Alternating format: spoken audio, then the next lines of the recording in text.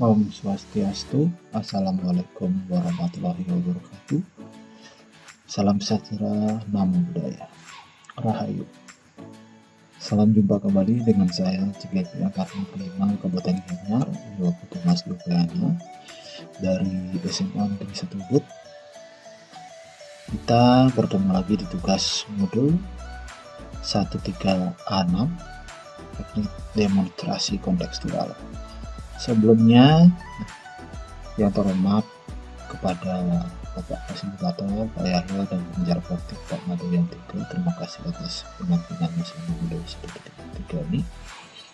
Baik, tanpa untuk mempersingkat waktu, kita lanjutkan ke tahap berikutnya, yakni tentang tujuan tugas ini. Yang pertama adalah CGP berlatih untuk menerapkan paradigma inquiry apresiatif untuk mengidentifikasi potensi diri dan membuat kalimat prakarsa perubahannya. Inquiry apresiatif ini juga dilanjutkan dengan berlatih menyusun bagja menurut kalimat prakarsa perubahan diri yang telah dibuat untuk kemudian menjalankannya. Bagja ini sendiri terdiri atas seperti yang kita ketahui, yakni buat pertanyaan, ambil bagian dari pelajaran yang didapatkan, setelah itu gali impian, setelah itu jabarkan rencana dan atur eksekusi dari rencana yang telah dibuat. Nah, sebelum kita ke bagja, ada baiknya kita buat visinya terlebih dahulu. Kebetulan ini adalah visi yang diambil oleh kelompok kami sebelumnya, di mana visi ini diambil dari apa yang telah saya buat sebelumnya, dari melakukan pilihan rekan-rekan kelompok untuk dijadikan sebagai visi bersama. Dan sekarang saya lanjutkan kembali visi ini untuk saya sebagai pribadi, yakni terwujudnya peserta didik bermotif tikar, mandiri, inovatif, kreatif, dan berkarakter berlandaskan Trihita Karana. Nah, filosofi motif tikar ini adalah tikar itu terdiri atas berbagai helaian-helaian atau gabungan helaian-helaian dari bahan-bahan pembuatnya, umumnya dari daun pandan ya, dan dihubungkan menjadi sesuatu yang indah dan berkarakter kuat. Biasanya umurnya bisa digunakan untuk waktu yang lama. Setelah itu juga sebagai pengejawantahan asas kontinuitas, konvergensi, dan konsentris, di mana terjadi hal-hal saling bersambung secara kontinu. Konvergensi istilahnya dirajut dari helaian-helaian yang berbeda untuk dijadikan satu tujuan, yaitu membuat tikar itu, yakni konsentris, dan menebalkan, menegaskan setiap warna dari siswa. Filosofinya kalau kita bawa ke siswa adalah bagaimana tikar-tikar ini gabungkan untuk mempertegas warna merah, menimbulkan sesuatu yang unik sesuai dengan karakter dari tikar itu sendiri, yaitu menegaskan warna dari siswa itu. Setelah itu dalam proses pembuatnya diperlukan kesabaran dan tuntunan. Tentunya membuat tikar itu nggak bisa berasa gerusu, sama seperti siswa tentunya. Terus pelan-pelan menggabungkan semua komponen-komponen dari minat dan bakat siswa tersebut, kita berikan tuntunan mereka untuk mencapai hasil yang kita inginkan. Nah, dalam hal ini juga ada istilahnya daya inovasi dan kreativitas dan imajinasi dalam pembuatannya. Begitu juga di dalam siswa kita harus memberikan pembelajaran-pembelajaran yang terkait dengan inovasi dan kreativitas dari imajinasi yang dimunculkan oleh siswa-siswa itu sendiri. Ya, dalam artian adalah keberagaman minat dan bakat dari siswa ini harus kita akomodir. Nah, prakarsanya apa? Tidak pasti tadi kita terapkan dari visi tadi, mandiri, mengembangkan kemandirian siswa melalui kegiatan sekolah. Dalam konsep itu formal, dalam pelemahan tentunya, ya. Setelah itu ada kreatif, menyelenggarakan kegiatan yang menunjukkan kreativitas siswa dalam bidang akademik maupun non-akademik. Ini pelemahan. Nah, sebelum saya lanjutkan, mungkin Bapak Ibu atau teman-teman melihat apa sih pelemahan.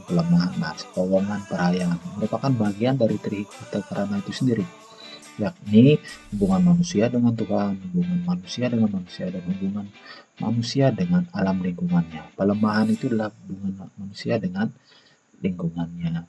Powongan itu adalah wong, sebagai bahasa Jawa, berarti hubungan orang manusia dengan manusia. Parahyangan hubungan manusia dengan Tuhan. Hyang, ya, bahasa hyangnya. Setelah itu kita lanjutkan kembali ke berkarakter, menunjukkan siswa yang berkarakter sebagai budaya bangsa. Setelah itu inovatif, tentunya dengan penerapan teknologi menunjukkan siswa yang inovatif menghasilkan karya-karya baru.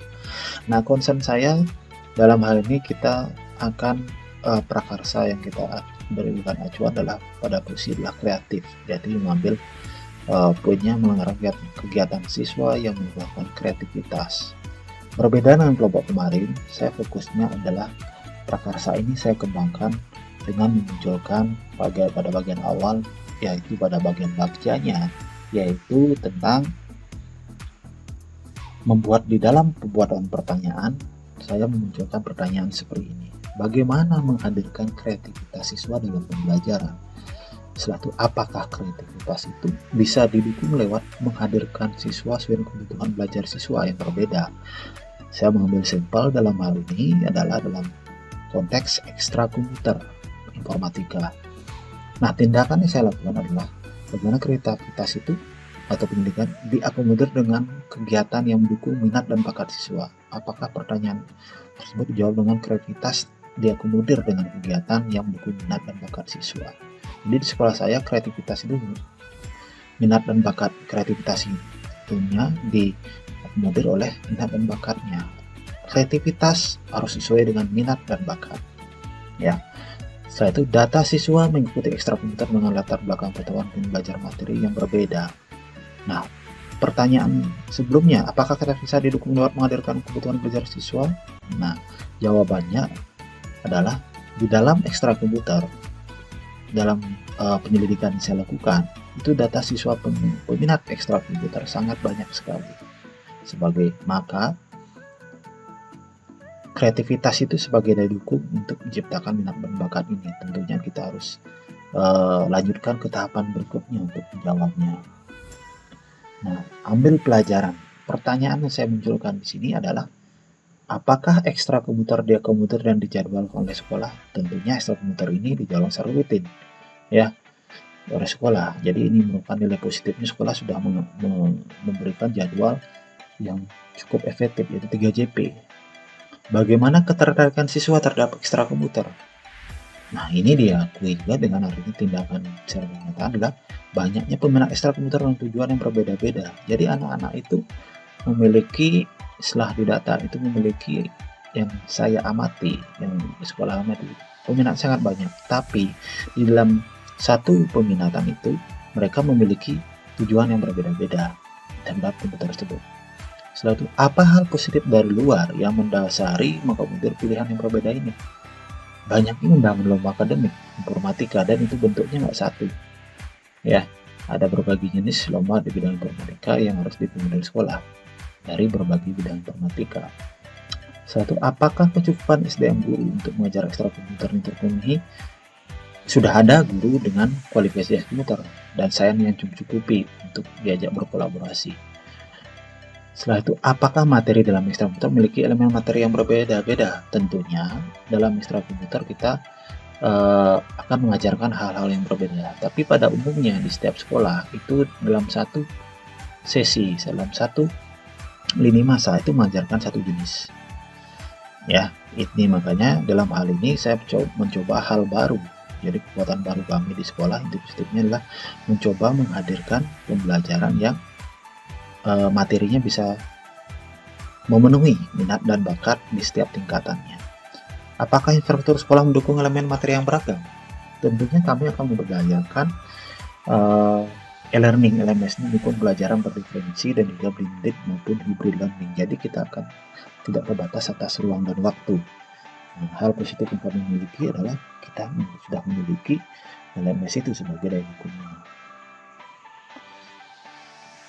Setelah itu, gali mimpi. Apa sih yang ingin saya impikan suatu saat pada ekstrakurikuler ini? Tentunya adalah materi apa, dengan menjawabkan pertanyaan materi apa yang ingin diakomodir dari ekstrakurikuler.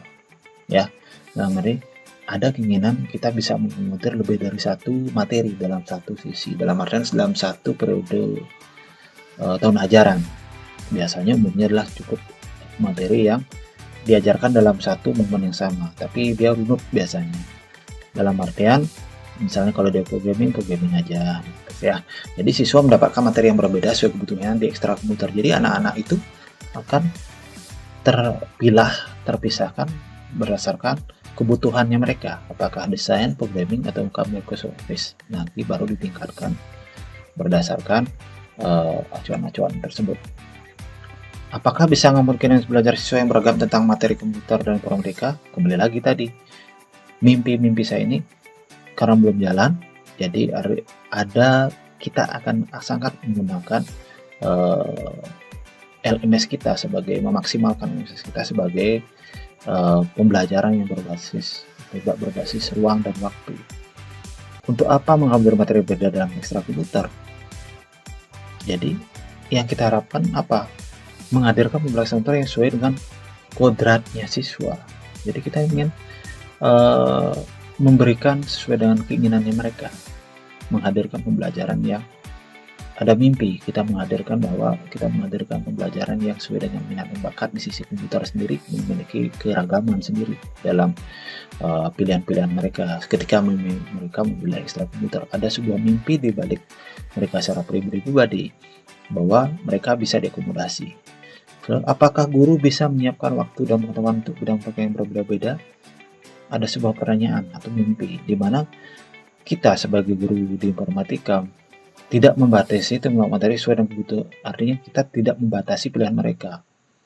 Ya, menghadirkan pembelajaran komputer sesuai kodratnya. Setelah itu, apa yang kita lakukan untuk itu adalah membatasi, atau bukan di sini adalah untuk membatasi, melompokkan materi sesuai dengan kebutuhan lomba, memberikan skala prioritas dari materi yang mau diambil. Jadi langkah kita seperti itu tindakannya. Jadi mimpi itu bisa diwujudkan dengan menyederhanakan atau mengelompokkan materi-materi lomba berdasarkan tujuan akhirnya. Merenam adalah guru meningkatkan kemampuan dalam memahami materi yang sudah ditentukan. Jadi secara pribadi, hal positif apa? Kita akan berjuang bersama untuk meningkatkan kompetensi kita, nilai-nilai positif yang akan kita tingkatkan dalam hal ini di Gali Mimpinya ini. Sebagai sebuah trigger, kita meningkatkan kompetensi kita untuk memahami lebih banyak materi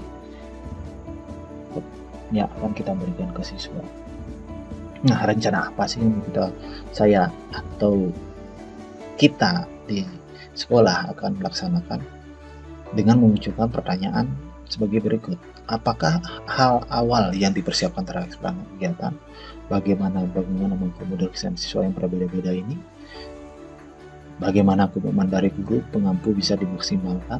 Serta apa yang dilakukan agar materi yang disampaikan terpola dan sesuai dengan apa yang diharapkan? Dan bagaimana menentukan target akhir tujuan dari ekstrakurikuler? Dari memunculkan pertanyaan tersebut bisa dijabarkan rencana kami dalam bentuk tindakannya, yaitu adalah membuat komitmen kepada guru komputer memberikan saya menjalankan program ekstra ini. Tentunya kita harus membuat komitmen dulu, karena ini merupakan sesuatu yang baru, pola yang baru, harus ada komitmen dan penjelasan kepada mereka.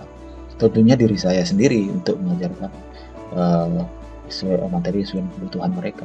Setelah itu membuat jadwal dan pemetaan kemampuan untuk masing-masing materi yang diajarkan. Dan ketiga, jadwal dan pembagian tugas diformalkan dalam bentuk SK pembagian tugas yang ditandai Kopsek.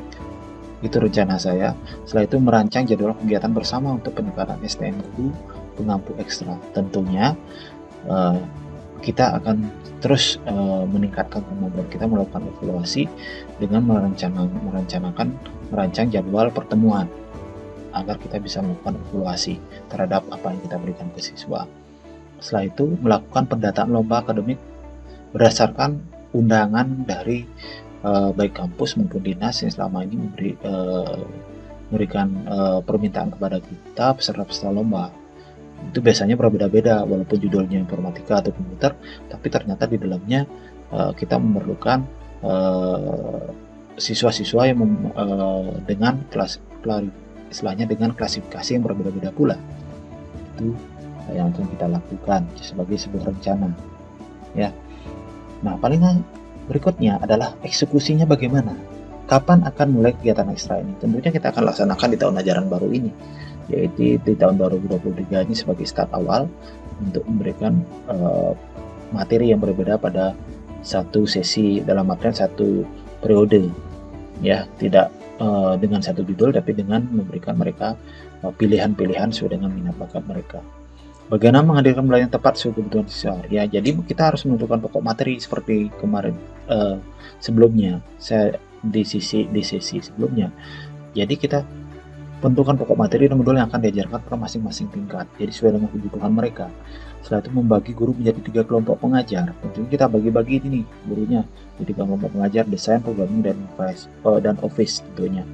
Setelah itu melakukan monitoring, evaluasi, dan refleksi pada akhir tahun pelajaran atas ketercapaian kegiatan tersebut. Dan nomor 5, koordinator ekstrakurikuler mengumpulkan lomba-lomba yang masuk sekolah dan menemukan yang paling mungkin untuk diikuti sebagai acuan gali mimpi sebelumnya. Jadi pendataan lomba nanti eksekusi oleh koordinator ekstra, yaitu dalam hal ini adalah saya sendiri, untuk melakukan, mengumpulkan dan mengkolekting lomba-lomba tersebut sehingga bisa dijadikan acuan pada saat kegiatan ekstrakurikuler ini. Baik, mudah-mudahan apa yang saya sampaikan menjadi sebuah inspirasi dan bermanfaat buat rekan-rekan Bapak Ibu Guru sebagai sebuah aplikasi positif dari penerapan Bagja sebagai inquiry apresiatif dalam hal menerapkan visi saya sebagai guru dan mengejawantahkan dalam prakarsa atau misi dan dieksekusi dalam bentuk Bagja. Baik, terima kasih. Sampai jumpa di tugas berikutnya. Salam. Om Santi Santi Santi Om.